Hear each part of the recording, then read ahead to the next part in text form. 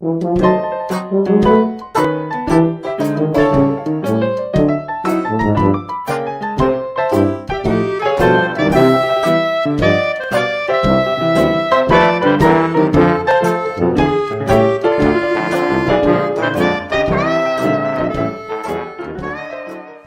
to another story from our Hometown Scrapbook by Ben Weatherwax. Opening the Olympic Highway. Hello there. Have you ever driven the Olympic Highway lately? It's not much of a drive for a good car. In fact, it's a pleasant afternoon's tour to drive up to the Capitol and back, with lots of folks make it a Sunday afternoon trip. Some businessmen make it up and back in less time than that if they're in a hurry. But it hasn't always been that way. Time was when a trip to Olympia was something to tell your friends about.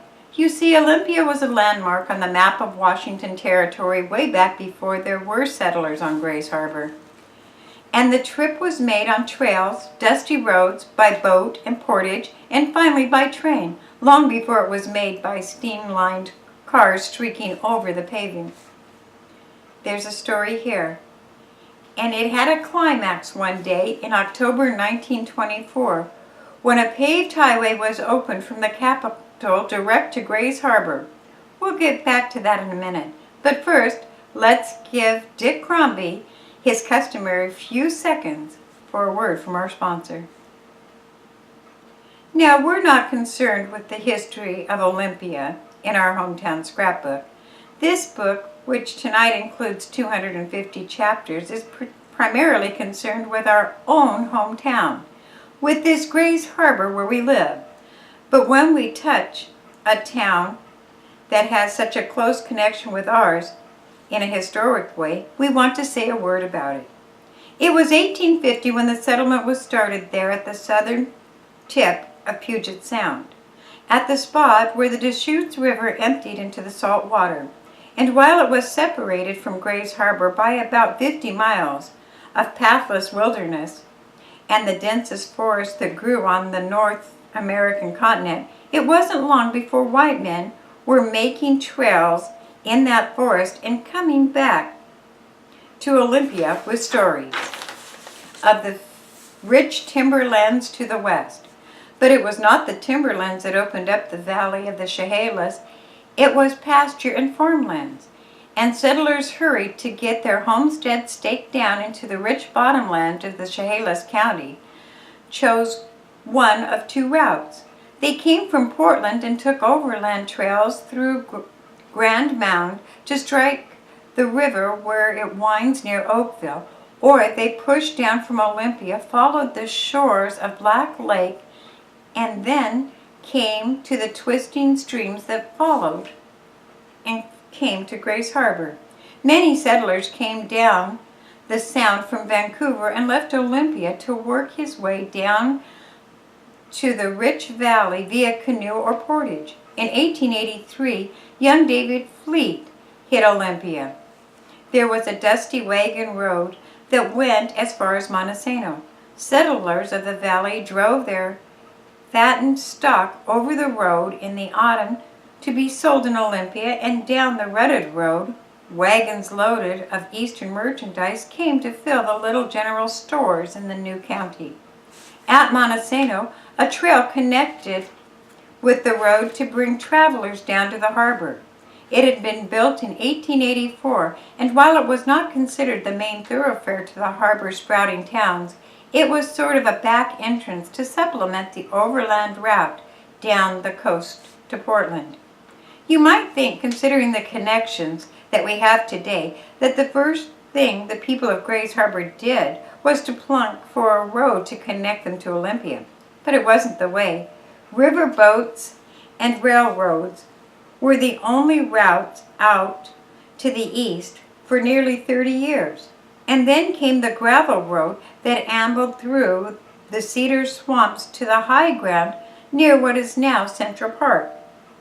It was the basis for a mild celebration back in the early teens, but there was still dreams in minds of the promoters of the harbor having a highway, a dream of a hard surface road that would connect these isolated cities to the outside world. As the automobile came into use, the Montesano Road was improved. With the county seat 12 miles east by road, there was much business to be transacted there, and it was a busy thoroughfare as it took the travelers east along the rambling trestles to the Standard oil tanks, then along the Chehalis River to Junction City.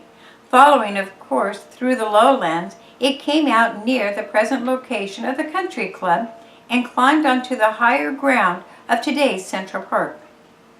It dropped off the plateau again a couple of miles east and took the swamps again, crossing and recrossing twisting sloughs, and finally rounded the bluff near the old Stockwell Ranch to make a beeline for the county seat.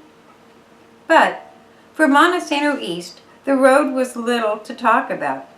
It was in the very early teens. A frugal county commissioner had paved an 8-foot strip of the highway to Elma, and cars drove along at a merry clip on the only paved road in the county, only to take the gravel if they happened to be going the wrong direction when an oncoming car claimed the right of way, and the stretch ran from Montesano to Brady and was a step in the right direction. But it was forgotten in 1922 when the State of Washington Highway Commission, James Allen, set his engineers to work the project direct and create a permanent highway to connect the harbor with Olympia. And that fall, work began on the project.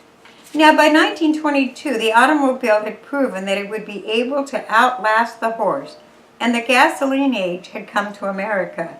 Grays Harbor was basking in the reflective influence, and Sunday driving was increasing sport amongst harborites.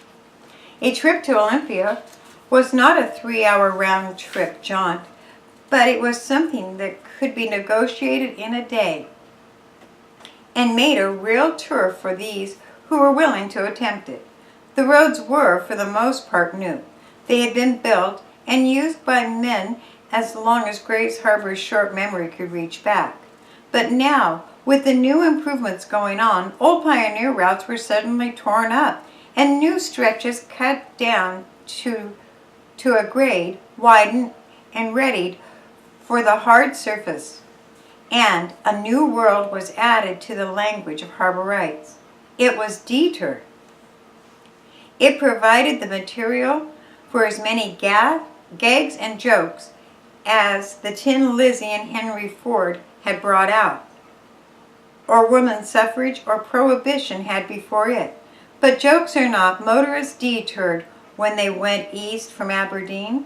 The narrow highway that had been the harbor's traffic lifeline was snarled, and cars bumped over the rutted back roads and followed muddy country lanes, not for weeks or months, but for more than 2 or 3 years, while the state graded and resurfaced the new main stem to Olympia. And finally, the day came when it appeared that the road would be complete. Grays Harbor had an automobile association then. It was called the Motor Club, and Margaret Stewart was the secretary. And one day in the summer of 1924, Margaret was looking at the map of the new highway, the map that would soon become standard for the highway routes west of Olympia. And it occurred to her that the harbor was on the eve of a great day, a permanent highway connection with the outside world. It ought to have an associated celebration, she told W.E. Johnson, the county commissioner for Montesano, and he agreed. That's the way it all started. And in Grays Harbor of 1924, that was enough to start a snowball pretty fast. The Chamber of Commerce took it up, and in a week's time, the whole harbor was pointing towards the opening of the highway, which had been set for the 17th of October. It was something to get an exhibit about. Suddenly, Grays Harbor realized that its day of isolation were over. The Olympic Peninsula Road was being built north of Quinault to Forks, a new bridge was being started across the Wishkah River at Wishkah Street. We were deep in a gasoline age, and now Grays Harbor was about to take its position that it should have had long ago enjoyed, a place on the highways of America.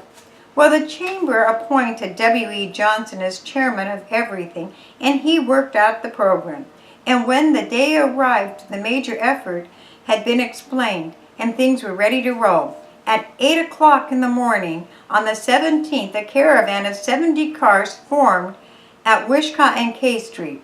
Frank Hobie was to drive the first car, the official car, with Mayor E.H. Bailey, Police Chief George Dean, Fire Chief Bill Timberland, Chamber of Congress President Oscar Smith, and Chamber of Commerce Prime Mover Edward D. Finch. Hoquiam had a 50-car delegation led by Senator Alex Polson.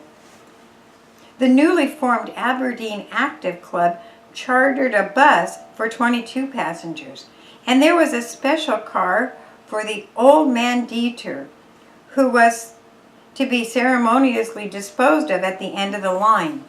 The long caravan moved out and descended on Olympia with the drivers of the cars, the first to negotiate the new unpaved route to the state capitol.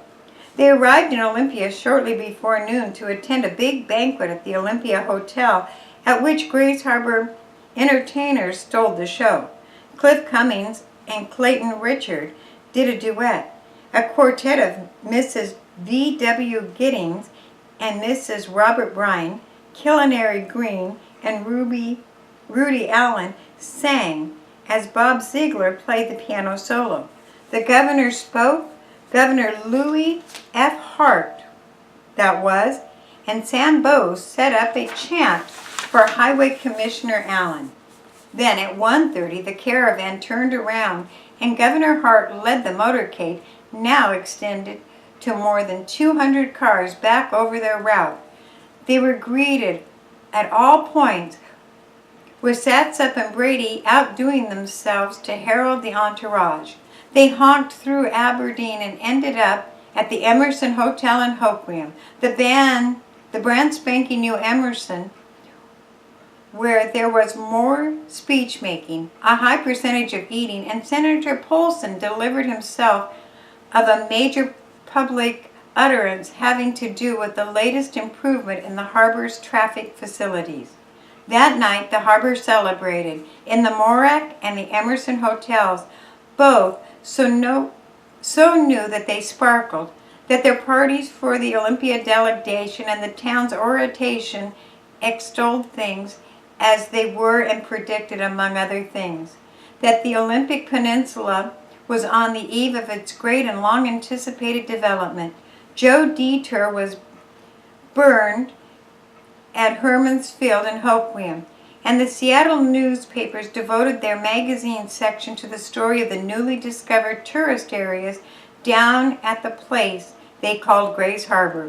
It was a milestone for this place in which we live, and David Fleet, who had made his first trip to the harbor over the rutted wagon road back in 1883, skimmed over the new highway and thoughtfully commented that others would see many more changes before his growing land and ours was done.